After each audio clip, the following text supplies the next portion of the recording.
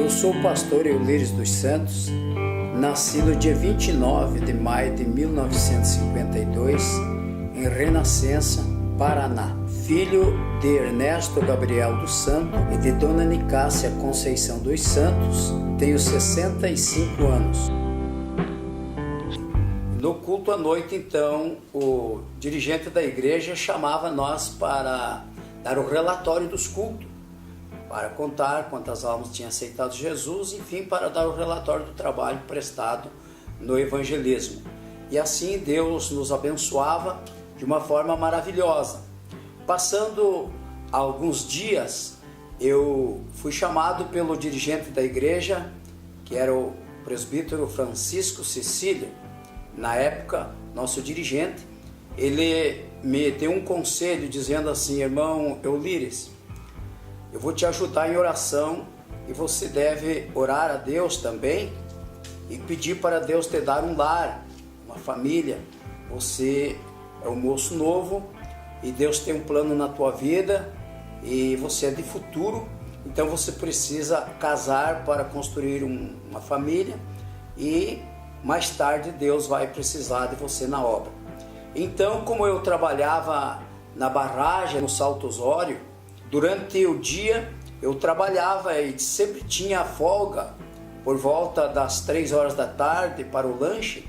Enquanto os funcionários iam lanchar, eu então entrava no mato que tem ali próximo à barragem, e me lembro muito bem, tem uma laje de pedra até o dia de hoje. Se entrar ali naquele local vão encontrar aquela laje de pedra, e eu dobrava o joelho e orava a Deus. Então fiz uma campanha por vários dias orando ali no mato, pedindo a Deus que me dirigisse, me orientasse.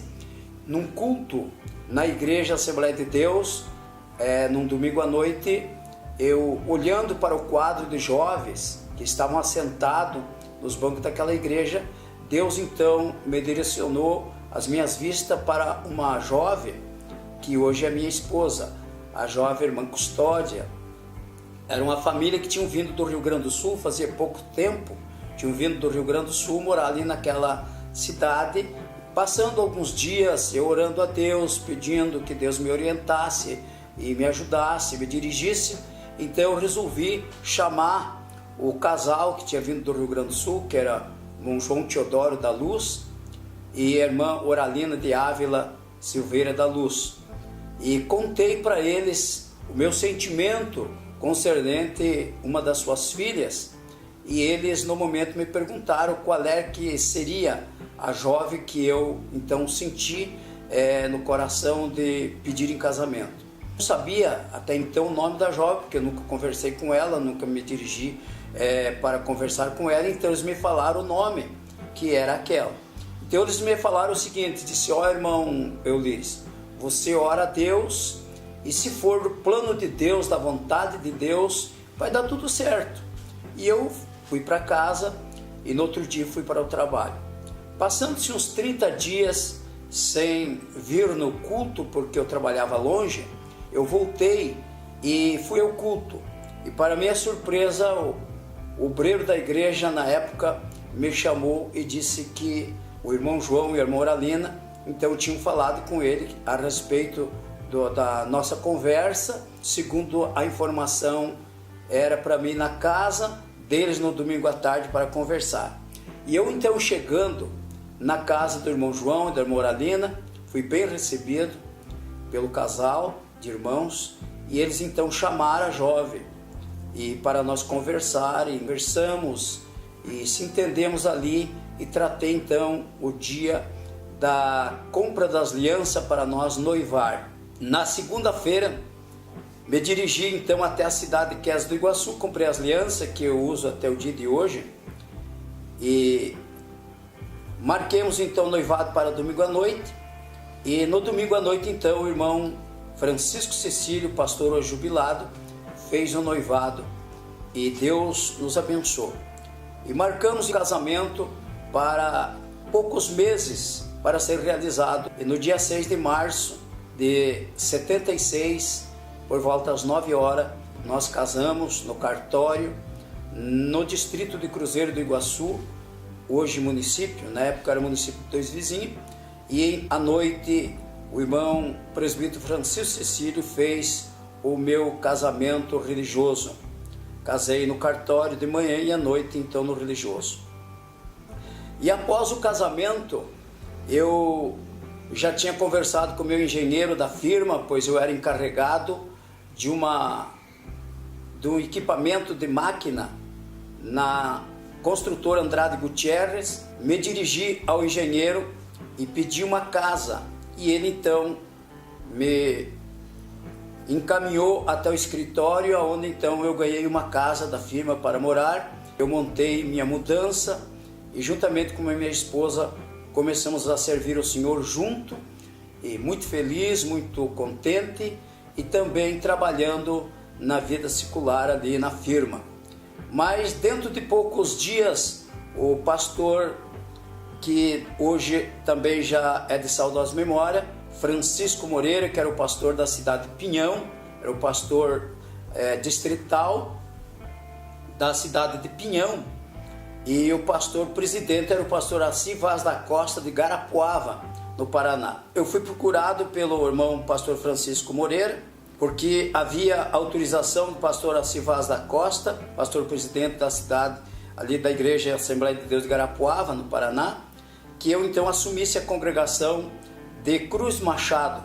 E eu então cooperava na Divinéia com o irmão Anísio. Assumi a congregação de Cruz Machado, dirigi vários cultos, evangelizamos, fizemos ali a obra de Deus, várias pessoas aceitaram Jesus como Salvador, e depois então eu fui transferido para ser dirigente da congregação em Faxinal do Céu, onde havia a vila da firma da Gutierrez, da Andrade Gutierrez, onde eu era funcionário.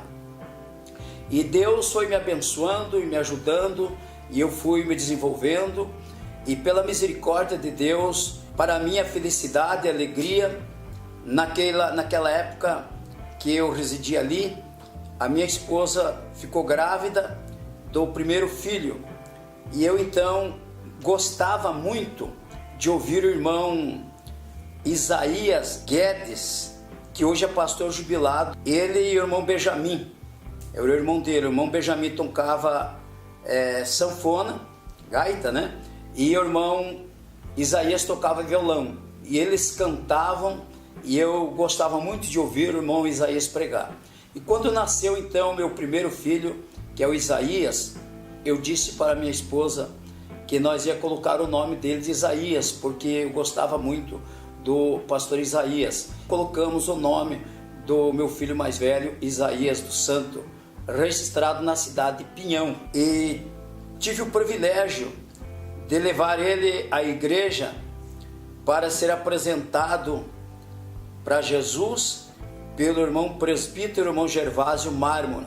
Hoje não sei onde ele se encontra, era colega de trabalho ali naquela localidade de Faxinal do Céu, ali no Paraná.